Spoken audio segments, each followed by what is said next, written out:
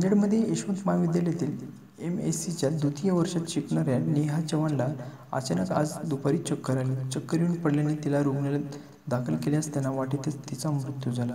इतवारा परिसरात राहणारी नेहा चव्हाण यशवंत महाविद्यालयात शिकत होती. रोजच्याप्रमाणे नेहा महाविद्यालयात गेली, मात्र महाविद्यालयातून आल्यावर तिला चक्कर आली. मित्र-मैत्रिणींना काही कळायच्या आतच ती जमिनीवर कोसळली. त्यांनी नेहाला तात्काळ रिक्षात टाकून हाकेच्या अंतरावर असलेल्या ग्लोबल रुग्णालयात नेत असतानाच तिचे निधन झाले. तिचे काही वर्गमित्रांनी माहिती दिली की अगोदरच नेहाची तब्येत बरी नसताना तिला महाविद्यालयात जाऊ नको असे घरचे सर्वजण सांगत होते.